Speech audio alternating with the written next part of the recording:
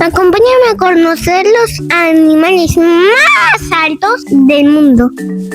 La impresionante jirafa. Este es un grupo de jirafas que vive en African Safari.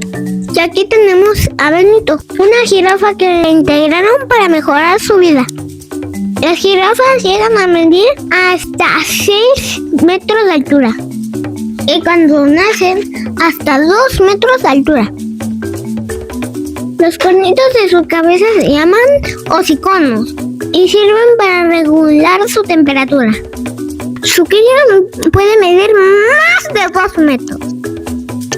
¿Pero sabías que tiene el mismo número de vértebras que nosotros? ¡Wow! Su lengua es de color azul, como mi gorrito, y puede medir hasta 40 centímetros de largo. Perfecto para alcanzar las hojas más altas. Sus manchas son diferentes en cada jirafa. Son como las huellas dactilares en los humanos.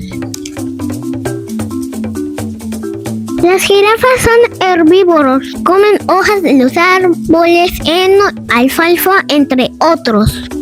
Sus depredadores principalmente son los leones, las hienas y los leopardos. Son muy rápidas, pueden correr hasta 60 kilómetros por hora. Ellas viven en manadas y se protegen entre ellas. El mundo está lleno de animales increíbles. Suscríbete y sigue explorando conmigo.